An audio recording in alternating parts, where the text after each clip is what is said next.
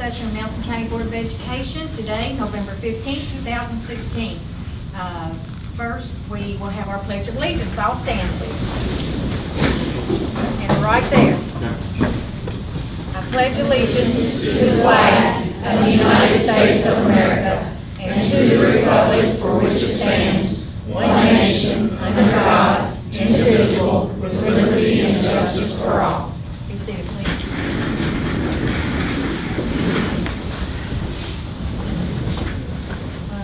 Our board mission statement is, the Nelson County Board of Education, representatives of our citizens and entrusted with their children, pledges to support the mission of the Nelson County School District by setting visionary direction through effective policy, oversight, and efficient resource management.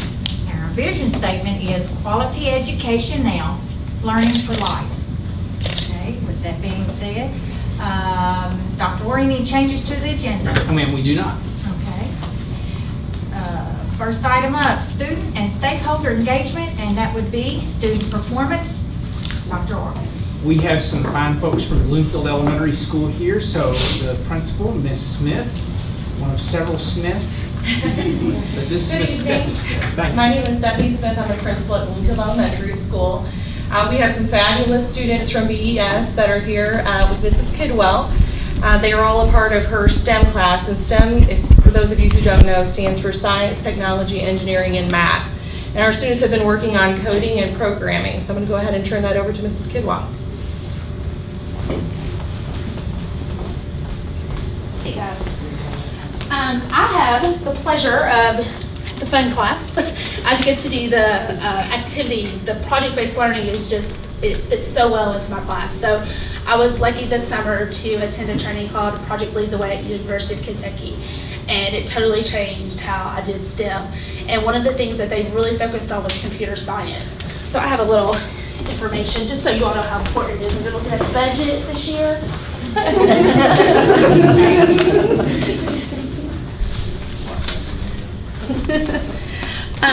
But honestly, this is computer science education in Kentucky, and 71% of the jobs with computers, STEM-based, are computer science, and that includes coding and making things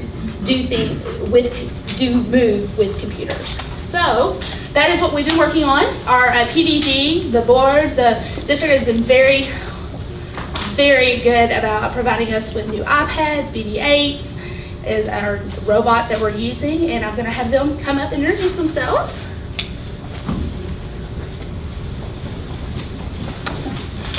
This is only a small portion of my class, of course. So,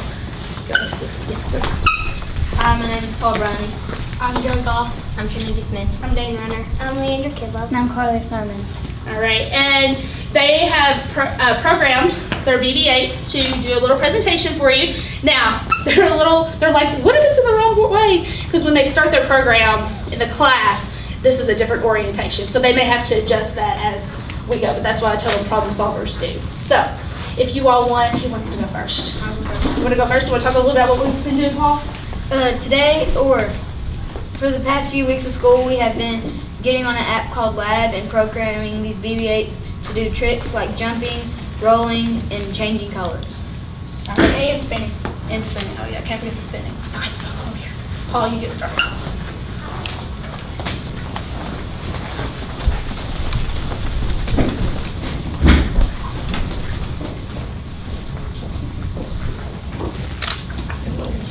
Did it not hit that? Make sure it said that thing. Oh, sorry. Did you get it? Okay.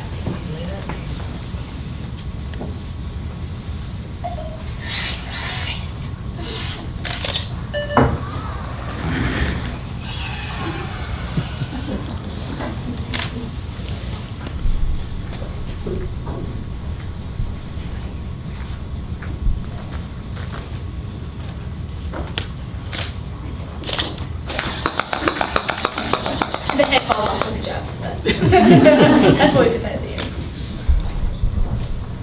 All right. Thank you, Paul. You want to go next? Paul,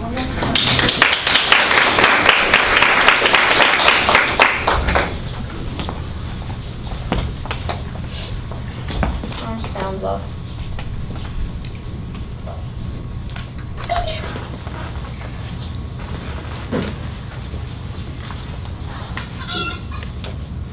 You can put sound in there too, so if you can hear the iPad. Did it get stuck? I think he did. Okay. Ours, never. Okay, why don't you all look at yours? Okay. They had some difficulties when we first got here. All right, Dave, you go ahead then.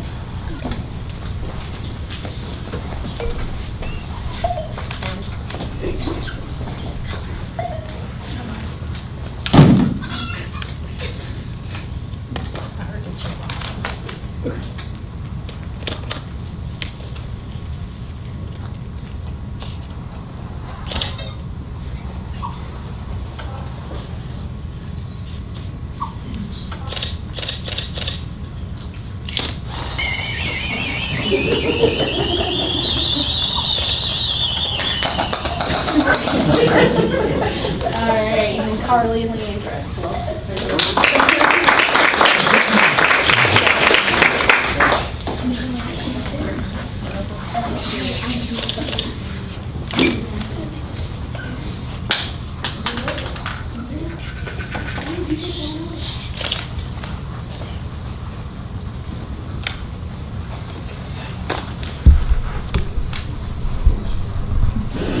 That's why.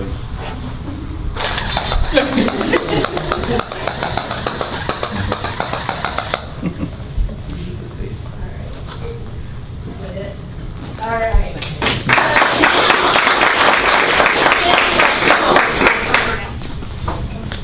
So go on. All right, show me what I need to do.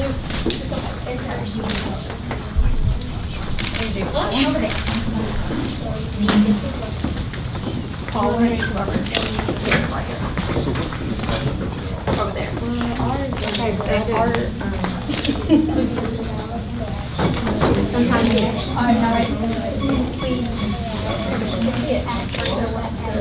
With this one? Really?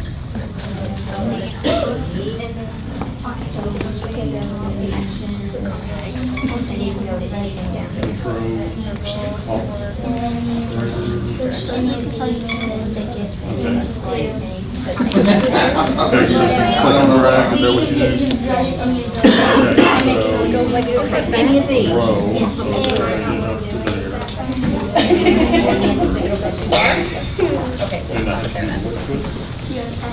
Okay. Oh, how long? Okay. So like. Okay. I'm gonna push any of these, right? Yes. Yes, and then you drag it. And then I what? Got it. Okay, I'm gonna take this and drag it up there? Yes. Right there? Yes. So. Power up. And then spin. And then? You can push it. Fast. Okay, so let's go, that's how I determine which way it starts out. That's not really how we couldn't tell that at first, but we are not really. Okay, okay. You don't know, you never told me. Oh, we're gonna do that.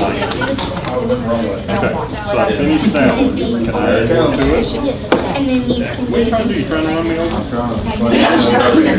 Okay, and so that's the saw. Yes.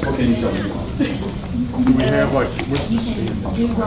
Is that the spin right I there? think you had to roll. Do it. By hitting what? I don't want that. How do I? You want the jumping base. They do it.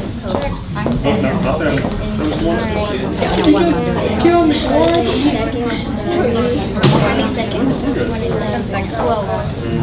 First one, 3, second one, did that. Okay, now. Mark, And the speed. and 90. Like what? How fast? Okay, now,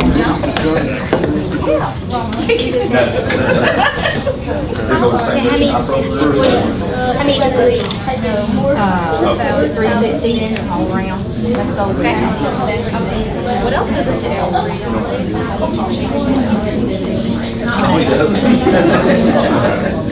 So how do you know? All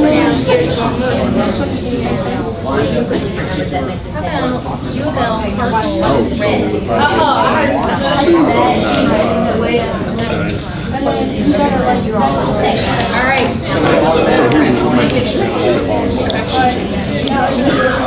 Let's hit start. Hit start. Okay, zoom out this, man. I don't want it to run over me or them. Did it jump? Okay, so his head's facing this way. Yes. But it's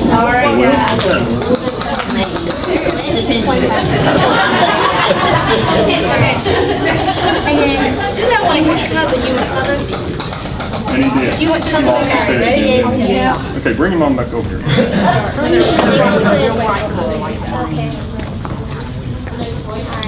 Okay, so this here, I grab, drag, and twist, right? If you want to do it. What all else we got here? Set speed. What are these down here? Like a sensor? That would be for sensor. No, there's no sensors on it. And you can also do sound. So I would grab it, bring it out And here. then there's mechanical effects, personality, animal. We gotta go for animal. Larry? Chicken. We got to do cat. Program. Yeah, you just download it. Yeah, so what else do you want to do? We're gonna make him take off. And we're gonna make him go easy. That'll make him go low. Okay, and then we're gonna do another roll. We're gonna make him do 3 steps this time. Yes. We're gonna make him You want to play go slower. play a song again? And we'll make him do 270. And you can also say We got that. Now, can I do it, could you set colors in between each one, you would change Yes. color? Move around and you can watch it. set You can speed. float around. We gotta go for you. Pulling all the way around the circle. We gotta go for you, Kate. Yeah. I feel it there. And then, what's this one right here? That's Space. It doesn't, it never really does. And what's this one here? What's that? It's like, Oh, yeah. Okay, so let's do this. two numbers. We won't make him spin quite as now when ours did it at school, his head went all the way around. He wasn't doing it.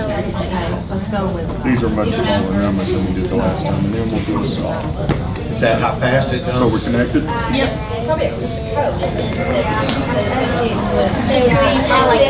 What do you want it to go, like 180? He'll keep going the same way.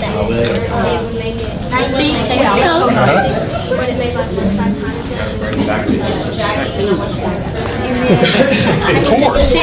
Hold on, put him back over here. Let me stop him and then we'll start him again. Get him over that way. We don't want to run over Jim again. Alright, if you want to change the direction, you can change it. Oh no, let's see where he goes. Okay, Watch out for the coffee. Good job, Casey. just where? Press 1. Yeah. What's he gonna do now? He changed the code. Is he stuck? And then he's going to spin his head. He's Okay. done. Okay, well, we're gonna go after him. Don't let him hit the coffee. Oh, now he's going after Jim. Do one more thing. 25. He's by your foot. I don't think he's. And then you want when he gets spin, he just spins it. Yeah, Sometimes we well, do that instead. Okay. and I put the spin in at one time with this time, if I didn't do the spin with that. So, what's this one called? Okay. But we named him. Find his head. What's this generator? Sometimes. He's magnetic. So robot reveal, canvas.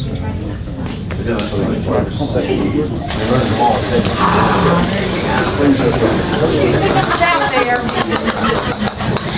Do I pick this up?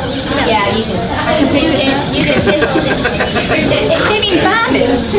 Oh, we got it. What's your favorite class? If you want to make him stop being Okay, now put him back. Okay, now. Now what? start it? Yeah, start it again. Okay, come over.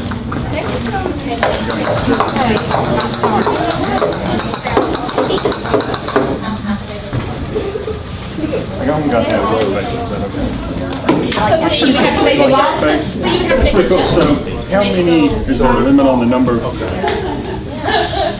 His head. commands? You can do as many as you want. As long as it don't, you don't really have to pay on fraudsters and get false. Have you all done the hour code? Yes. There is, if I remember correctly, in SLP, you know what SLP is? In SLP of math history. I think it happens in the winter time. You have Miss Kidwell about it, she can probably dig into a little bit if you're interested in competing in it. But it has to do with coding, and I think it has to do with these devices. So that might be some with what you all learned here, you can compete during the winter towards like state recognition, get to go to Rupp Arena and all that kind of stuff. Which I heard him say, yeah, he was about to be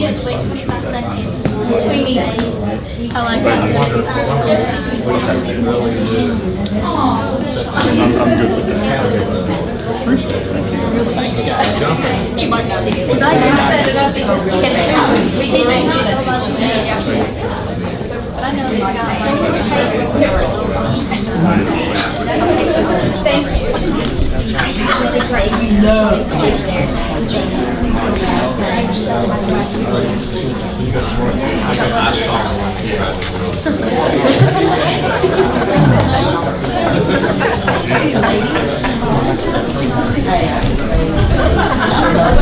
I didn't say anything. 60. Exactly like it should have.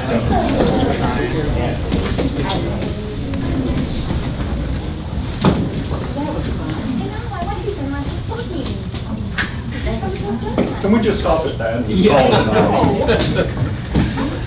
Nicely done, ladies and gentlemen. We appreciate you sharing that with us. And Mr. Jackie and I were just talking about one of the things that is really appealing about those is not just that you get to play with those as toys, but that you kind of have to figure out how to do them better. And when they don't work exactly like you think they should or the way you expected them to, you kind of have to back up and try something different. So that trial and error process is really good. So thank y'all for sharing that with us. We appreciate that. And you have some good news to share with us? Yes, sir. All right. Bloomfield Elementary School has been a very busy place this month. We had our annual literacy night followed by a trick or treat. We also celebrated a Red Ribbon Week with a theme for each day.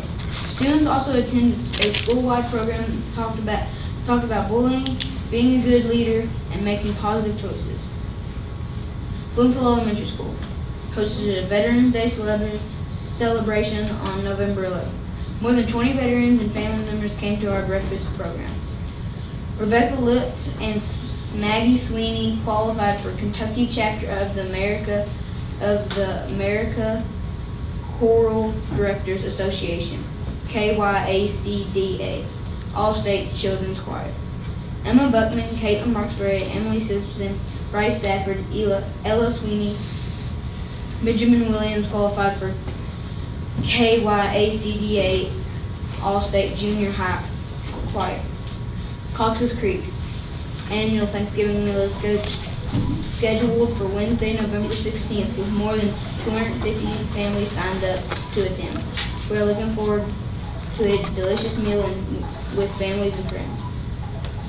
Foster Heights students Riley Farbour, Olivia Perry, Cadence Alvey represented the school at the ACDA All-State Choir performance at Bowling Green.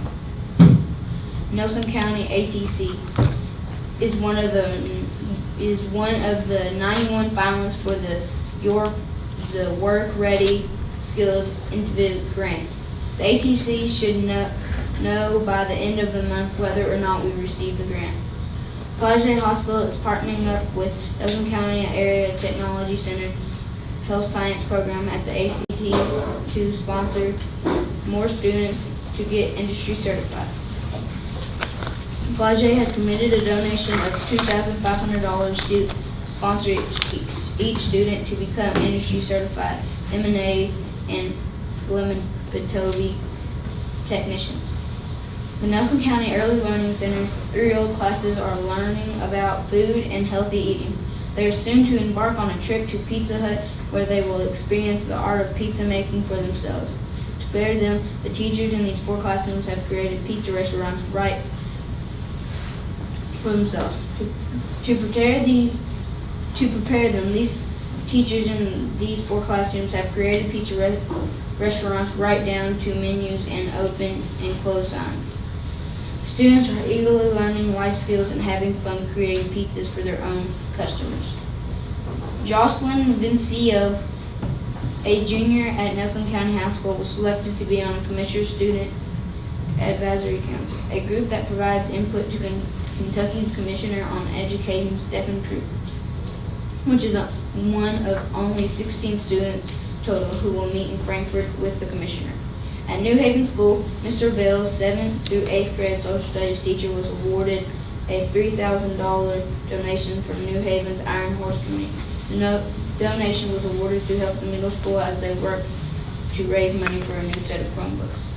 Thomas Nelson High School celebrated the fall of being list with 350 students and their parents receiving the honor. Thank you, sir. That's a lot of good news to get out. Nicely done. We appreciate you doing that for us. Thank you all from Bloomfield Elementary for coming and being with us tonight. Nicely done. Good job.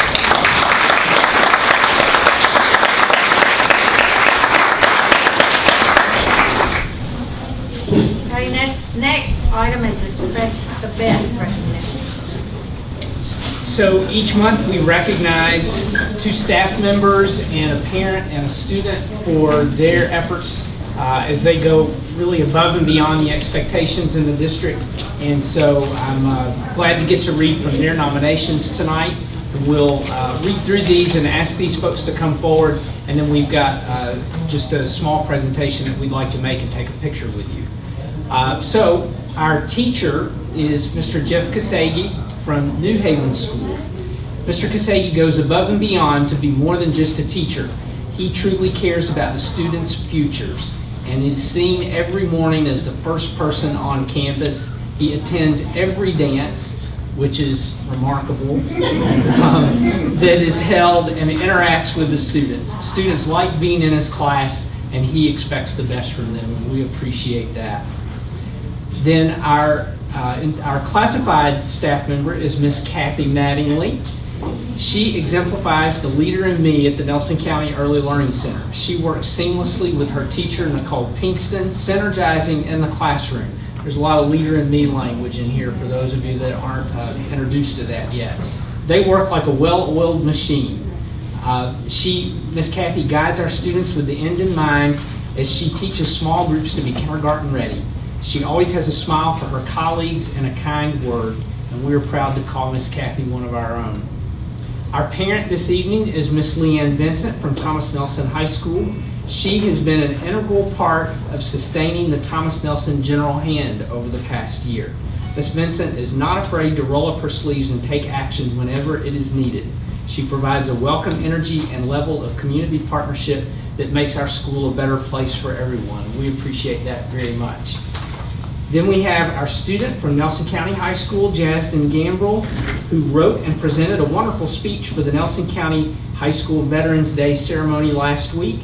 He's actively involved in FFA and JROTC and maturely juggles leadership positions in each. I have a great deal of respect for that. If you all would come forward, we'd like to make this presentation and we'll take a picture.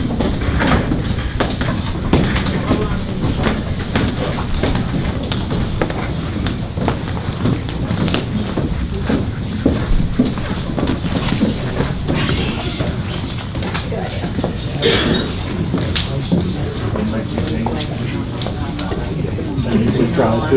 I get up on the table. Thank you. Good work. Always say, we just let them. Okay, well, oh, my neighbor, she's my neighbor. Well, no. Does Danny know? No, well, he don't care, so it doesn't make much Probably difference. gonna step up to the brain, set of blocks there. Right here? It's like a well-oiled machine here. And you want to Great. tilt the ball forward just a tad. You're right. And tilt it back away from the glare doesn't get it. Okay, well, let's angle these forward just a little bit. Takes the glare off the glass if you just angle them forward just a hair. Perfect, okay. How about look towards me, please?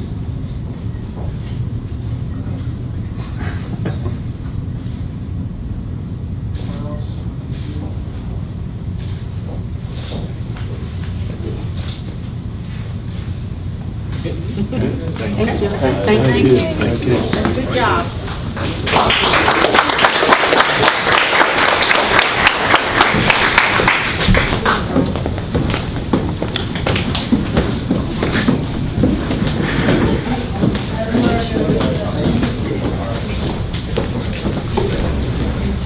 As we're kind of settling back in, I want to take just a minute to go off script for a second and introduce Miss Rebecca Dye, who is here. I know that we are happy to see and meet her, but nobody is happier than Larry Page, since Miss Dye will be taking his position on the board come January. So while we will, I'm sure, say lots of nice things about Larry between now and then, once he's gone, all bets are off. But we're really glad to have you here, Ms. Dye, and appreciate you investing the time to get to know us and how things are rolling, so that when you get started in January, you'll be right there with us at the same speed. So thanks for being here. Okay.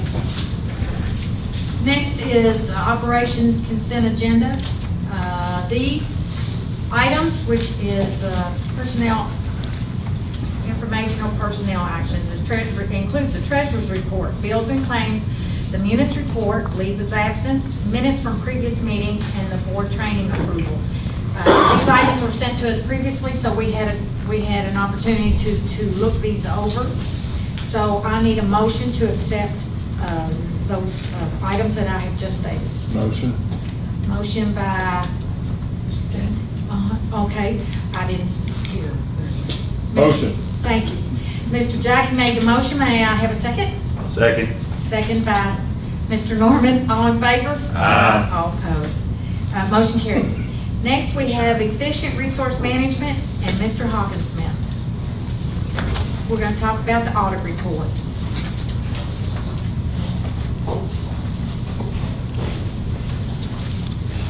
This first item, I'm just going to stand here long enough to introduce Jason Strange with Smith & Company CPAs, who's here to discuss the audit report with you. We talked about it some at the work session. He's here to follow up on that discussion, hopefully get your approval, and I'll be around for the AFR discussion afterwards.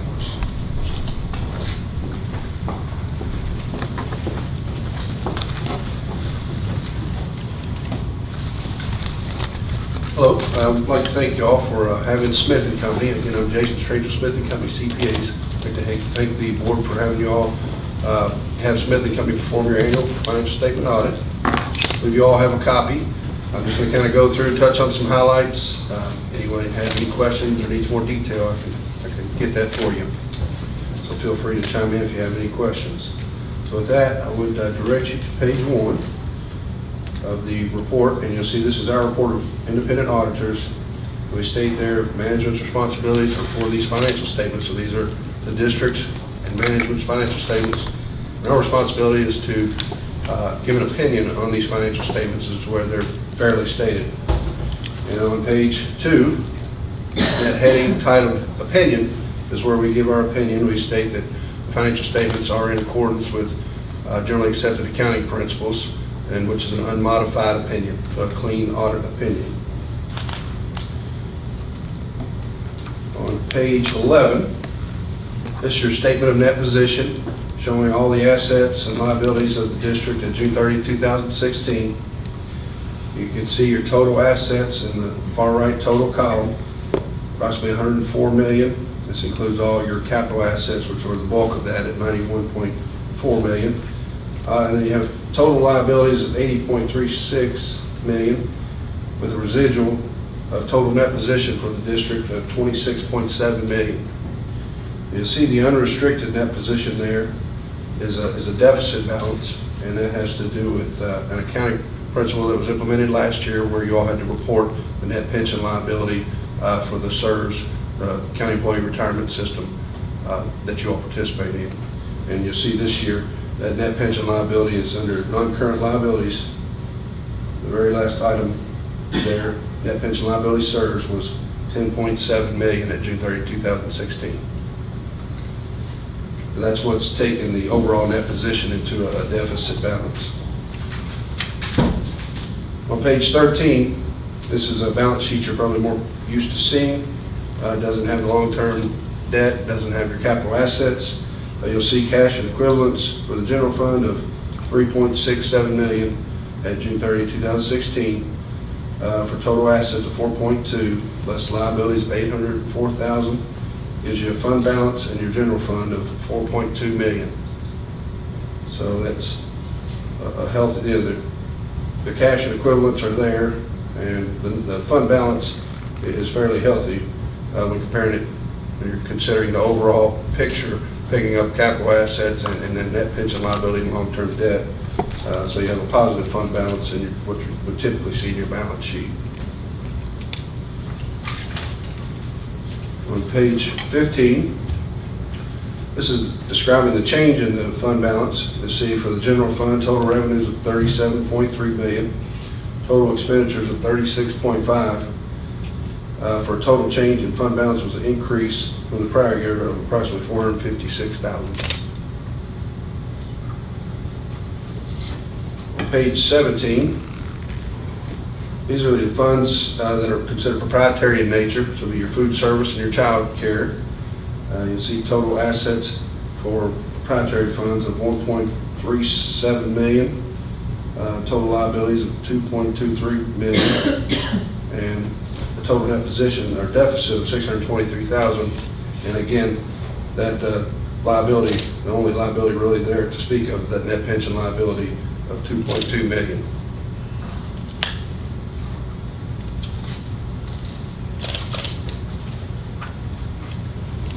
If you would, the direction page 33, this at the bottom there's a schedule. Shows your overall changes in bonds payable from 63.6 million. There were some bond refundings and issuances of 15.4 million, and defeasances and regular pay downs of 11.9. So your ending bond balance June 30, 2016 was 67.1 million. And you'll see there that net pension liability at the prior year was reported at 8.2 million, and that increased 2.48 million from the year. And again, that's just a number that the actuaries for the plan provide to the district and to us as auditors, that that you all would make that adjustment to pick up that additional liability. So that ending net pension liability of 10.7 million increased almost 2.5 million. And then on 49, page 49, a little bit more detail on this. On KTRS, they're reporting that the district has 144 million as a proportionate share of the net pension liability, but it's considered a special funding situation. So this is looked at more as a liability of the state. So this liability is actually not pushed down to at the district level. And you'll see the table below that is CERS for the County Employee Retirement System, and you see that's the 10.7 million. In Europe, the district's overall percentage decreased slightly from 0.25% to 0.24%. As far as your percentage of the overall net pension liability for the plan. With that, on page 64, this is a succinct summary of our auditor's results here. Again, on the financial statements that you had an unmodified opinion. We did not identify any material weaknesses or significant deficiencies in the internal controls, and no non-compliance that was required to be reported. Under federal awards, we also issued a report on compliance and on internal controls. We didn't note any findings for material weaknesses or significant deficiencies, and there was an unmodified opinion on compliance, and there were no findings that were required to be reported.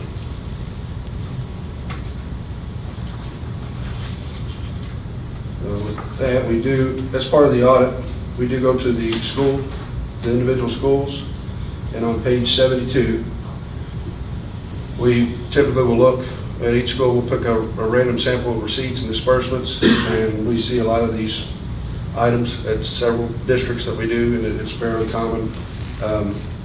You'll see really technical or things that are really one-off. We didn't see anything systemic as a problem in any school or as repeating.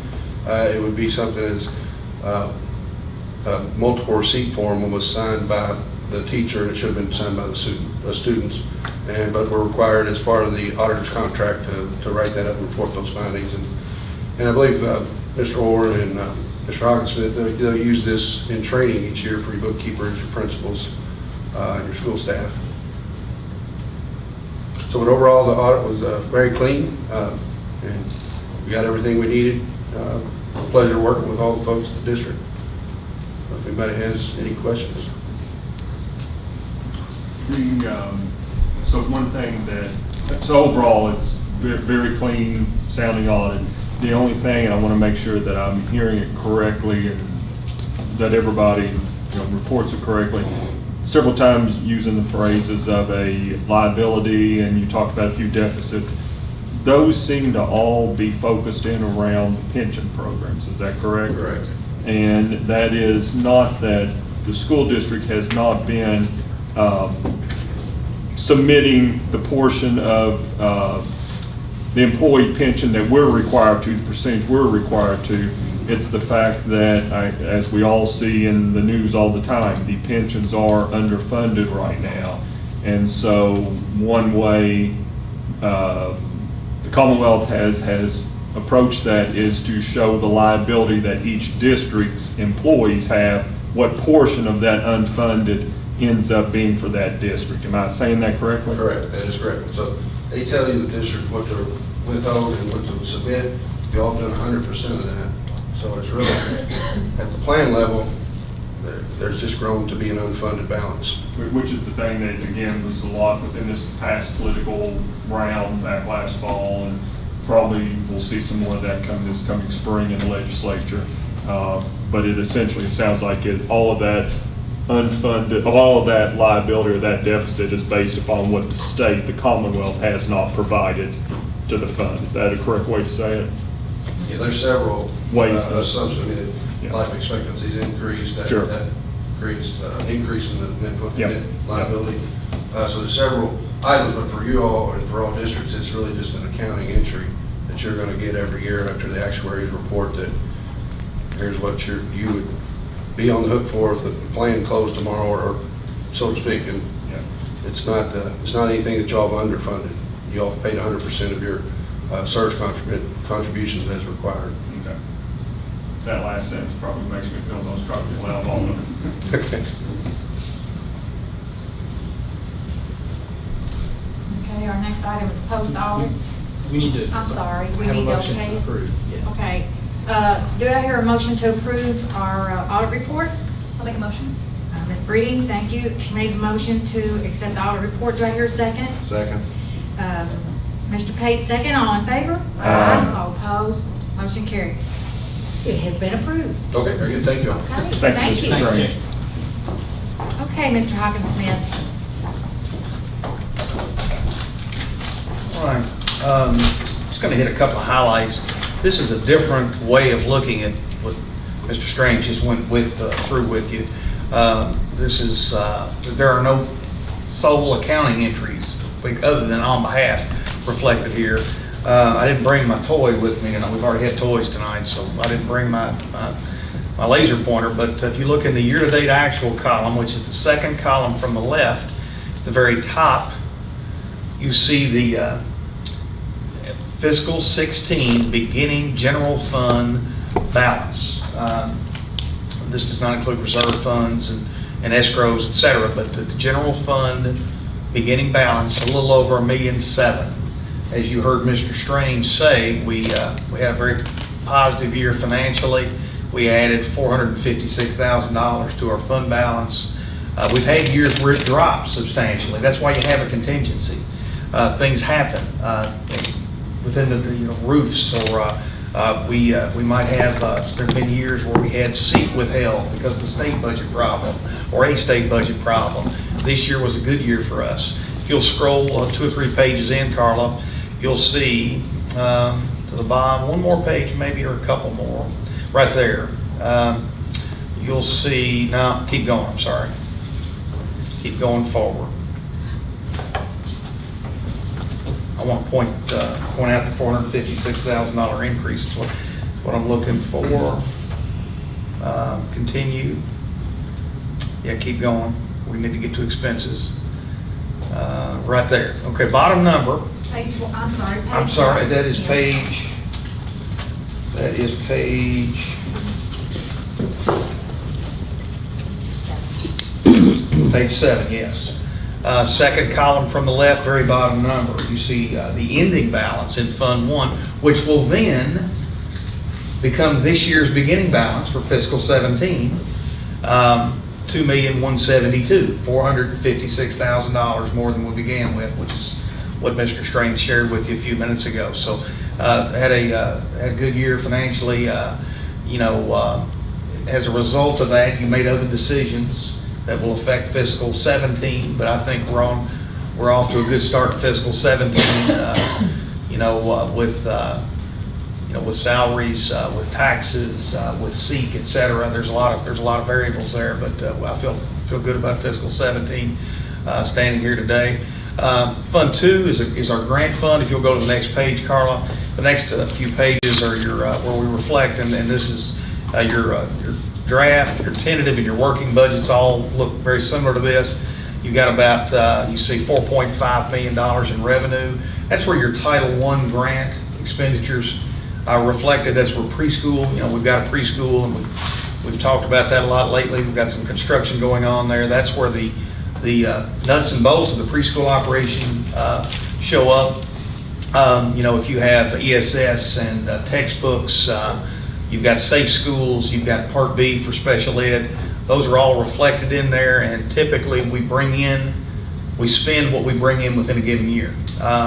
We'll spend around $4 million, $4 to $4.5 million a year in that fund, and that fund always balances at the end of the year again because they're grants.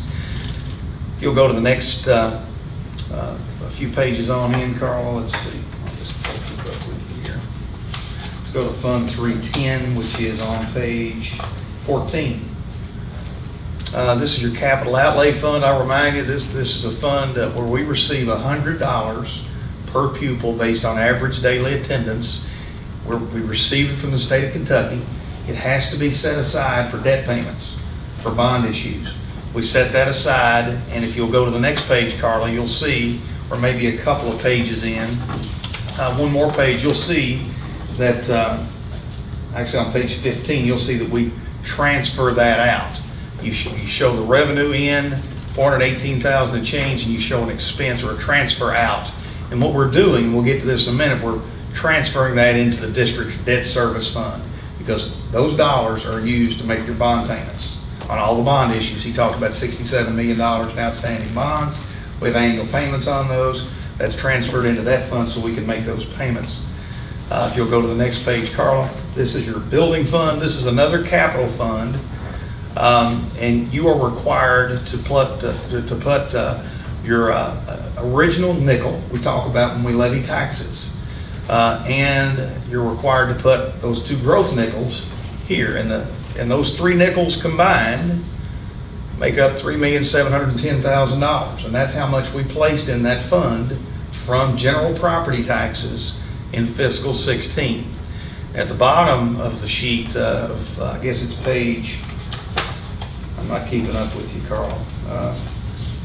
Actually, I am. At the bottom of page 16, you'll see we received $833,078 in FSPK match. That comes from the state of Kentucky. I want to remind you, we've talked about this a number of times, but I want to remind you the second or half of that $833,000 that you get from the state of Kentucky, you only get because we levied the second growth nickel a number of years ago. Had you not levied that second growth nickel, you would only be getting half of that $833. So if you didn't levy the second growth nickel, you would not only be giving up $1.2 million to $1.3 million in taxes for construction projects and facilities, you'd be giving up $415,000, $420,000 in state revenue that they match because you made that decision a few years ago. So all that revenue is receipted into the building fund, and then if you go to page 18, you see that it is just like the capital outlay funds, transferred out of that fund and into the fund on the next page, which is Fund 19, or no, not on the next page. The next page is construction. That's your projects that you have underway. The project at the ELC and Thomas Nelson High School, you see bond receipts into that fund there on the first page towards the bottom, $6,525,000. And if you'll, a couple pages in, page 21, you see expenses for the year. And in fiscal 16, we spent $827,000. It's the number there towards the bottom, second number from the bottom, second column from the left, $827,323 is the amount of money we had spent as of June 30th on those two construction projects, leaving that balance of $6,300,000 and change. Now, take you back in time, we had to place an ad in the newspaper that showed fund balances. And I know that we got some feedback that folks were concerned we had such a large balance. Why do we need $9 million? Well, 6.3 of it was right there. It was receipts from that bond sale that you were going to be spending as you constructed these facilities. It's all going to be gone between now and the end of this fiscal year, the vast majority of it. So that's what Fund 360 reflects for you. The next page, page 22, is your debt service fund. And here is where you receipt in all those transfers that I talked about. If you'll look down at the bottom, you'll see $4,317,000 in fund transfer receipts. You also see an $8.9 million entry where we sold bonds, and that other issue, that was actually a bond refinance. When we refinanced, it was I should know this, but the refinance that occurred back in spring, that's reflected there in that 8.9 as an accounting entry essentially, but we reflect that there. And the top number on that sheet is your revenue that you receive from the SFCC. We talk about SFCC, the state, helping us make bond payments, and we received $870,000 towards our bond issues from the state of Kentucky last year. I'm going to hit just two more quick highlights for you, and then if you have questions, I'll try to answer them. On the food service fund, beginning on page 24, at the beginning of the year, we began fiscal 16 with a balance of $448,407.39. Top number, second column from the left. That was our beginning balance in food service. And if you'll scroll back a couple of pages to page 26, at the bottom of that same column, you see we ended the year with $542,000. So we added to the balance in the food service fund in fiscal 16. And I'll remind you, that also was a year where we went to free lunch in 4 schools. We talked about that at great length back months and months ago. So food service had a good year as well. And the next page, Carla, is our beginning balance in the child care fund. Both of those funds, we don't put general fund dollars towards food service or child care. Those funds stand on their own through lunch fees and federal reimbursements for in food service and tuition here. We began the year with a balance of $220,000 and ended the year with a balance of $256,000. We've had years where we lost money within the year, but we've never tapped into that balance, just like the contingency you have in the general fund. So in a nutshell, I think we had a good year financially, like we talked about at the work session a couple of weeks ago. And I'm excited to report that this year, I feel good about this year, at least as of November 15, 2016. So thanks for looking good so far. Any questions, I'll be glad to try to answer them. One question about on the food service, on the balance there was around $500,000. Do I faintly remember at one point in one of our work sessions, we talked about the cafeteria equipment, the kitchen equipment at Nelson County High School, and we're thinking that that might be something that can help, that balance could be something that could help go toward doing those updates that we talked about. I absolutely talked to April about that in the last few weeks. You know, next month, we expect to be bringing back to you a recommendation for a project that's primarily at Bloomfield, that's going to get us out of the propane business at Bloomfield Middle School, and we're just about out. Once we do that, we'll be out of the propane business throughout the district. We've talked about converting the kitchen as we do that there, but her highest priority is the Nelson County High School kitchen. It's possible we'll be able to move some equipment around in the district. I've talked to her, I don't remember the exact specifics of that, but absolutely, I do expect by the end of this fiscal year for us to have either put a plan together or have already executed one with your approval, or we've addressed some of those issues at Nelson County High School cafeteria. So I was just trying to think ahead there, because I mean, this is another example, I think, of where between April and yourself, putting us in a good position where we're able to do those needed improvements. Yeah, I certainly expect to be coming back to you and talk to you about that, or April might be making that presentation, but certainly you're absolutely right. We've talked about that, we know that's a need, and we'll be bringing back a recommendation at some point, I'm sure. Okay, good job. Need a motion. Yeah. I'll make a motion to approve the AFR report for FY16. Okay, I have a motion to approve the AR 2016 audit. Do I hear a second? Second. Okay, Mr. Pate, second. All in favor? Aye. All opposed? Motion carried. Okay, Mr. Hawkinsmith, again, KDTS, Technology Offer of Assistance. We have our first offer for fiscal 17 in the amount of $37,585, and as you know, we matched this dollar for dollar. We transferred from the general fund to the KETS account in Fund 2, that $37,585, and once we do that, we get your approval, we submit the paperwork. A few weeks later, we'll get an electronic transfer, and those funds go right into the KETS account for things like the district Wi-Fi project that's currently underway, that you might have heard about. That is a huge undertaking by the technology staff in the district. So these funds are used for Chromebooks, teacher workstations, and Wi-Fi upgrades, and all sorts of other things. But certainly we would ask that you approve that.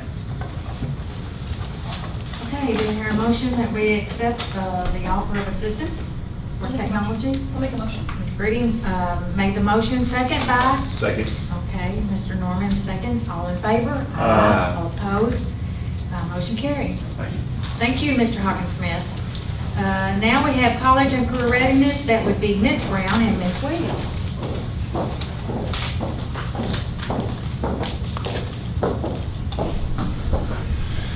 Every year, our district is tasked with putting together a comprehensive improvement plan that will work for the district as well as our schools.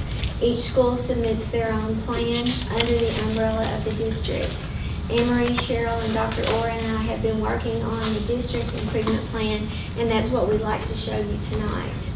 Our goals for the coming year are college and career readiness, proficiency, graduation rate, gap closure, and novice reduction. The two most important, in my view right now, are gap closure and novice reduction. Our graduation rate is staying steady. Our proficiency rate is doing well, and then college and career readiness, we're growing there as well. So my concerns are gap closure and novice reduction. Okay, what we're going to show you tonight is just a glimpse of one goal. If you'll notice the illustration to the side as we go through each slide, but first off, we have to decide on a goal for the district. And one of our goals is reduce the number of novice students in the district by 20%. Okay? So from the goal, we then decide on an objective. And you can notice that the picture on the left changes just a little bit because we zoom in. We're now going to, how to achieve that goal is the objective is we're going to reduce the number of novice gap students. Now you noticed our goal was novice students overall, but what is our objective for this year is to reduce the gap. We're going to focus on them for 20%. Then we go a little bit farther down into the strategy. And how is that objective going to be accomplished? It's through intervention periods in the master schedule where we can provide that individual instruction that's needed to close the gap and reduce the novice. Over the past year, all of the schools in the district looked very closely at their schedule, and we've talked to you about the scheduling project. The intervention classes were built into the schedule to target those students who are scoring novice, as well as those students who are in the gap group, so that we have a very good read on them, and we know from our data, from month to month, week to week, exactly where they are, so that we can give them the specific help that they need. From this strategy, we go down and we zoom in a little closer. And this is at the student level. We look at activities that support our strategies. And one of those activities would be monitoring the response of individual student data. And this is where we're going to monitor through our data dashboards, and then we're going to respond based on the data to meet the individual needs of students. So this is the process that we go through. We set the goal, objective, strategy, and then activities for the 5 goals that were listed at the beginning. And I think in the coming days, Dr. Orr is going to share with you a draft of the entire CDIP from beginning to end. And in our next meeting at the work session, you will see a first reading of that draft. Okay. Sounds like a plan, ladies. Very much. And this thing, we think it's going to turn into about 66 pages. And I think it's fair, because I forget this from year to year, to make sure you guys know that the way we communicate with the state on this is really the way they dictate to us that we communicate. So as you read through this, once I send you this draft, you'll see that some of the language is not as smooth as these ladies typically talk. It's a little more awkward, but it's because it comes in pull-down menus from the state, so that we kind of get funneled in a particular direction. I don't disagree with the direction they send us. I just wish they'd let us pick the vocabulary sometimes. So, but because there's so much of it, we wanted to kind of give you this overview tonight, so that as you work through 66 pages, when you sometimes get lost because you're staring at that page, having this as background might help you get through that a little more smoothly. Is this still submitted through Assist? It is. Yes. This is supposed to be the last year, but I've been told that for the past 2. Kind of an ironic name for the protocol. Oh, I know. Oh, I know. It does very little assisting in my eyes. So, Questions? all right, we'll talk more about it next time. Very simple. Thank you, ladies. Next, we have Mr. Deagle, 21st Century Learning Grant. Okay, this is a decision paper. Austin is hard at work on working on this grant, which is a continuation grant, and it's not in the decision paper. I think you all have a copy of it there. But it's an interesting thing that Boston is one of the original grantees from the original 5 that Nelson County had a number of years ago. I'd say probably at least 10 years ago, a little more than that. And for the longest time, once you've had one of these grants, you've not been allowed to apply for another one, except for an expansion grant or a direct continuation of an existing program. They've changed that portion of the application to allow for a continuation grant if you've had a prior grant. And so that really changes the picture for Nelson County, since we've had so many of these. It opens up the table again for those 5 original schools to reapply. And Boston was able to reapply. They were in an unusual situation because of the new school building. New Haven, of course, was not able to reapply because of, it's the same building, except they did reapply middle school only because the original grant was written for the elementary school portion. And so just a little, it wasn't successful, but that was the attempt. So anyway, it opens up the table, so I imagine you're going to be seeing several more of these applications, not this year, but probably next year, possibly in the spring. A lot of times I'll open it up in the spring again.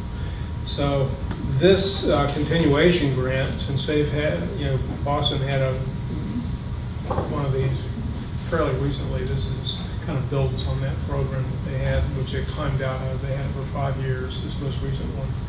The limitation is $100,000 per year for 3 years. So it's a $300,000 grant. And after that, it goes to $95,000 for the next 2 years if they meet all the criteria for the program. So anyway, I suggest you all approve the application.